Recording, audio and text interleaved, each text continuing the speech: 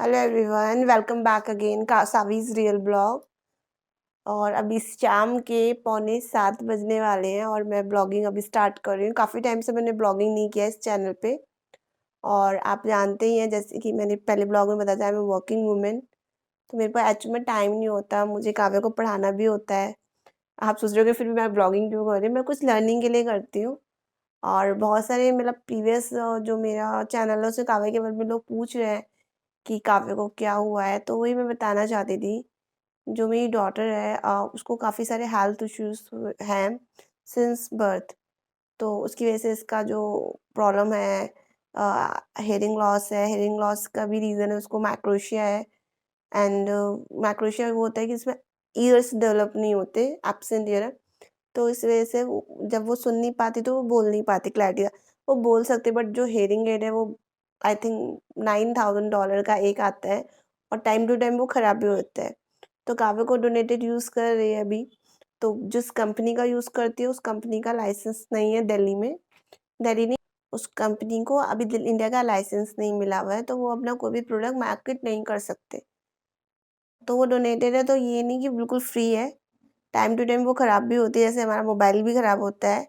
तो जब भी वो ख़राब होती है तो 70-80 हज़ार लग जाते हैं उसकी रिपेयरिंग में।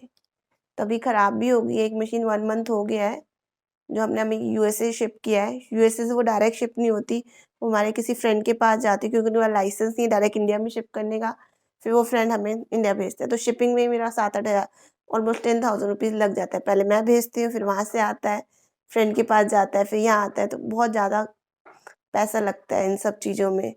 और स्पीच थेरेपी आपको पता ही होगी, जो लोग लेते हैं कितनी कॉस्टली होती है। तो हम ये सब ले भी रहे थे जब हम दिल्ली में थे, अभी हम पुणे शिफ्ट हो गए हैं। तो यहाँ भी लेते, बट कोविड की वजह से हम कहीं नहीं जा पा रहे। यहाँ दिल्ली से भी ज़्यादा कॉस्टली है थेरेपी। और जब वो पैदा हुई थी तो एक सरप्राइज़ था, हम लोग बहुत हैप्पी थे कि बेबी आ रहा है, बेबी आ रहा है। और जब वो बॉर्न हुई तो सब लोग सैड हो गए, रो भी रहे थे। तो हमने पूछा कि आप लोग क्यों रो रहे हो, सब लोग क्यों रो रहे हो? तो मुझे तो तब किसी ने बताया नहीं, सबने कहा ये खुशी के आँसू हैं। बच्चा हुआ है ना, तो खुशी के आँसू हैं। मैं भी जब मेरा सिज़ेरियन हुआ था, मैं भी जब दूसरे पेरेंट्स को देख रही थी, तो मुझे भी लगा कि मेरे साथ भी ऐसे होगा, सब लोग हैप्पी-हैप्पी थे। मैं भी अपने फेसबुक पे शेयर करूँगी कि blessed with girl child, but ऐसा नहीं हुआ।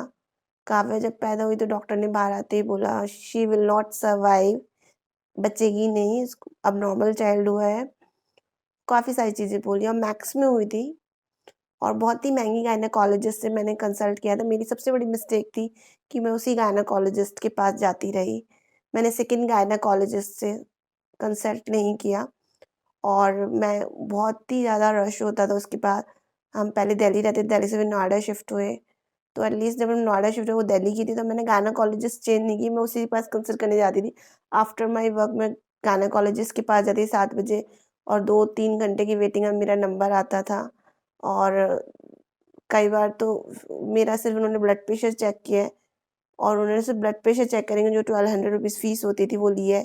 और जब मेरी बेबी 7 मंथ की थी, वो 2 केजी की थी, डॉक्टर ने बोला आपका बेबी ग्रो नहीं कर रहा है, इसको कुछ खिलाइए। बेबी ने तो कुछ, वो पैदा हुई, मतलब जब वो 7 मंथ की थी तब भी 2 केजी की थी काव्या, और जब बॉर्न हुई 2.3 केजी की थी, यानी कि उसका वेट पुट ऑन नहीं है, मेरा ही पुट ऑन हो गया। मैं शायद 47 केजी की थी, मैं 93 केजी की हो गई। तो ये सारी चीज़ें एक शॉक की तरह लगी। तो मेरे हस्बैंड ने बोला जब ये सर्वाइव नहीं की तो मैं यहाँ ट्रीटमेंट कराऊँ। डॉक्टर ने जब बोला कि 10 लाख रुपीज़ लगेंगे, काव्या जब पैदा हुई थी, क्योंकि उसकी फूड पाइप और ऑक्सीजन पाइप भी जॉइंट थी जब पैदा हुई। हमें उस टाइम पे सिर्फ़ यही पता था कि उसके ईयर्स फोल्ड हैं एंड ये है। धीरे-धीरे जब हमने उसका ट्रीटमेंट कराया, स्कैनिंग्स हुई, डॉक्टर से विज़िट की, तो हमें पता चला इसको तो मल्टीपल प्रॉब्लम्स हैं। उसको दिल में भी छेद था, काफ़ी सारे इश्यूज़ हैं। तो जो प्रीवियस मेरा जो चैनल है उसमें मैंने ये सब नहीं शेयर किया। मैं कोई नेगेटिविटी नहीं शेयर करना चाहती थी, और मैं बहुत लोगों की नज़रों में बहुत पॉज़िटिव हूँ, और यही मेरा पॉज़िटिव ऑरा आप बोल सकते हो, लोगों को पॉज़िटिव करता है। बट हाँ, समहाउ इतने पॉज़िटिव होने के बाद भी, बीइंग अ मॉम, एक बात बताना चाहती थी कि दिल के किसी कोने में एक नर्वस नेस होती है, एक सैड पार्ट होता है कि आपके बच्चे के अंदर इतनी प्रॉब्लम्स आ गई, जो आपने सोचा नहीं था। मैं एक अच्छी जॉब भी करती थी, बहुत अच्छी जॉब करती थी। I am not a well educated, but एक हार्ड वर्क से आप बहुत कुछ बिल्ड करते हो। मैंने अपनी शादी में जितना भी खर्चा हुआ है, मैंने खुद किया। इतनी अच्छी जॉब थी, अरेंज मैरिज थी और मैंने शादी की विदिन अ ईयर मैंने घर लिया, डाउन पेमेंट मैंने की थी। विदिन अ ईयर मैंने कार ली। आप सोच सकते हैं मैं उस टाइम पे अपने करियर की पीक पे थी। उस टाइम पे आके मुझे अपनी जॉब छोड़नी पड़ी। 5 इयर्स मैंने बिल्कुल नहीं किया। अब मैं दिल्ली से पुणे आई हूँ, वर्क फ्रॉम होम है सब जगह। तो मेरी जो प्रीवियस कंपनी थी, उन्होंने मुझे अलाउ किया वर्क करना, तो मैं वहाँ वर्क कर रही हूँ, जहाँ मैंने छोड़ा था। बट हाँ, अर्निंग वैसी नहीं है अभी और क्योंकि आजकल आप जानते हैं कोविड में सैलरी भी मिल जाए बहुत बड़ी बात है। बट उस सैलरी से मेरा कोई इतना बेनिफिट नहीं होता है। बट हाँ, खाली टाइम यूटिलाइज़ हो जाता है क्योंकि मेरी जो नीड है वो बहुत ज़्यादा है। हाँ, जो काव्य की हेल्थ इश्यूज़ हैं उसमें सर्जरी अभी 3-4 मतलब 4 सर्जरी होनी है ईयर की, ईयर जो उसके नहीं डेवलप हुए हैं, प्लास्टिक सर्जरी है। अगर हम चैरिटेबल भी कराते हैं तो 10 लाख रुपीज़ डॉक्टर ने अभी बताया है। जब ये 7 ईयर की हो जाएगी, उसकी बॉडी के पार्ट से ही निकलेगी स्किन, उसी से बनेगा। और इसकी जॉब में भी प्रॉब्लम है, वो तो हमने कंसल्ट ही नहीं किया। ये सारी प्रॉब्लम ना मैंने सारी गूगल में करी, सारी चीज़ें मैंने गूगल पे सर्च की। यहाँ जब पैदा हुई तो मेरा जो ट्रस्ट था प्राइवेट हॉस्पिटल का, वो पूरा ब्रेक हो गया। वो दिन है और आज का दिन है मैं प्राइवेट डॉक्टर के पास नहीं जाती। तो जिस दिन काव्या पैदा हुई थी तो डॉक्टर ने मैक्स में बोला 10 लाख रुपीज़ लगेंगे और बचेगी नहीं। आई थिंक ये सिर्फ़ हाफ एन आवर रही थी, वो उस मिरर का एक बॉक्स होता है, तो उसी के ड्यूरेशन के लिए काफ़ी पैसे ले लिए थे उन्होंने। तो मेरे हस्बैंड तभी दौड़ के गए, दिल्ली में एक हॉस्पिटल है बहुत अच्छा बच्चों का, गवर्नमेंट कलावती। मुझे नहीं पता था गवर्नमेंट हॉस्पिटल इतने अच्छे होते हैं। बस ये होता है कि वहाँ पैसे नहीं लगते, बस मेडिसिन के लगते हैं, बट फिर भी काफ़ी लग गए।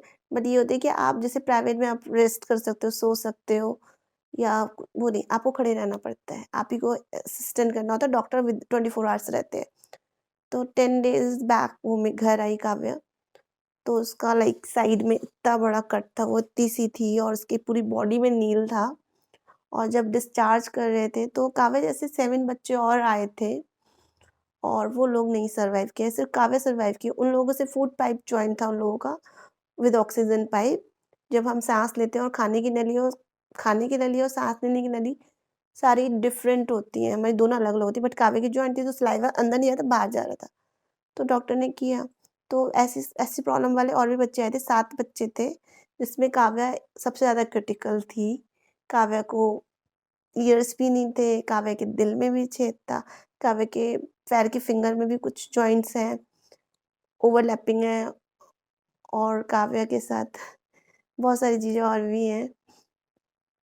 तो जब तो डॉक्टर ने बोला ये बचेंगे और इन सब बच्चों में जब काव्या बच गई, मैंने वहाँ डॉक्टर को रोते हुए देखा, जब किसी बच्चे की डेथ हो जाती थी। तो वो डॉक्टर बहुत ज़्यादा रोते थे, कहते आप जब इसको डिस्चार्ज करते आप इसका ध्यान रखना, ये बहुत मुश्किल से बच्ची है, आप बहुत लकी पेरेंट्स हो। उस टाइम से अब तक मैं अपने आप को लकी मानती हूँ कि मैं लकी हूँ। अगर वो बच्ची है, तो कोई ना कोई रीज़न हो। एंड करती हूँ, मैं एंडिंग करना भूल गई थी, तो मैं अभी एंडिंग के लिए दोबारा से मैंने वीडियो शूट किया है। तो धीरे-धीरे मैं आपको बताऊँगी कि मैंने काव्य के अंदर काव्य की जो लाइफ़ है, वो कैसे नॉर्मल करी। एक माँ का विश्वास और एक माँ की मेहनत कैसे बच्चे के अंदर चेंज ला सकता है, इसलिए मैं ब्लॉगिंग कर रही हूँ वाला चैनल। मेरा डिस्क्रिप्शन में सेकंड चैनल भी है, आप प्लीज़ जाके वो ज़रूर देखिएगा क्योंकि ये सारी जो एक्टिविटीज़ मैं उस चैनल पे कराती हूँ, उन सारी एक्टिविटीज़ के लिए मैंने पैसे दिए हैं डॉक्टर्स को, राइट? तो डॉक्टर इन्हीं एक्टिविटीज़ के लिए आपसे हाफ एन आवर का 700,000 रुपीज़ लेता है और मेरी डॉटर में काफ़ी चेंजेस आए। अब मेरी डॉटर 5 इयर्स 5.5 साल की हो गई ऑलमोस्ट। हाँ, 5 साल 5 महीने की हो गई है। तो अब उसके अंदर काफ़ी बस जो स्कूल टीचर हैं, जो अदर है, वो सब उस काव्य को अब देख के सरप्राइज़ होते हैं कि इतने सारे चेंजेस कैसे आए। तो सब लोग बोलते हैं काव्या बहुत इंटेलिजेंट है, बट एक बात बोलूँ, वो इंटेलिजेंट बिल्कुल नहीं है। जब वो 2 साल की थी, तब मैंने काव्य का वो कराया था आईक्यू, हमें टाइम टू टाइम आईक्यू कराना होता है, हेयरिंग टेस्ट कराना होता है, काफ़ी सारे test time to time within 6 month हमें कराने पड़ते हैं, असेसमेंट बोलते हैं, वो कराते रहते हैं, हेयरिंग लॉस का, हेयरिंग टेस्ट, और ये सारी चीज़ें सस्ती नहीं होती, बहुत कॉस्टली होती हैं। तो कराते हैं, गवर्नमेंट भी करते हैं, गवर्नमेंट में भी करा सकते हो, तो कराते हैं। तो जब इसका IQ कराया था, DQ बोलते हैं छोटे बच्चों का, विद इन बिलो 5 ईयर। तो डॉक्टर ने जब ये 2.5 साल की थी बोला था, ये इसके जो सोचने समझने की शक्ति है वो 3 महीने के बच्चों की है। और मैंने थेरेपी 2.5 साल से लेना स्टार्ट किया। तो उन थेरेपीज़ का नतीजा ये है कि लोग इसको इंटेलिजेंट बोलते हैं, स्कूल में भी सब बोलते हैं कि मैम इसको सिर्फ बोलती नहीं है, बाकी इसका दिमाग बहुत शार्प है। बड़े बड़े स्कूल इसका एडमिशन ले लेते हैं। अभी पुणे में नहीं कराया, दिल्ली वाला ही चल रहा है। प्लीज़ मेरा दूसरा चैनल जाके ज़रूर करिए, देखिएगा, और प्लीज़ मुझे सपोर्ट करिए। आपको बहुत पसंद आने वाले हैं मेरे चैनल, मेरी ब्लॉगिंग। प्रीवियस चैनल तो बहुत मैं एक्साइटमेंट में उसकी ब्लॉगिंग करती हूँ, इसका रह जाता है, बट धीरे धीरे इसमें भी मेरे ब्लॉग्स अच्छे आएंगे। Thank you so much for watching my complete video. और अब मैं करती हूँ बाय बाय, मिलते हैं नेक्स्ट वीडियो में।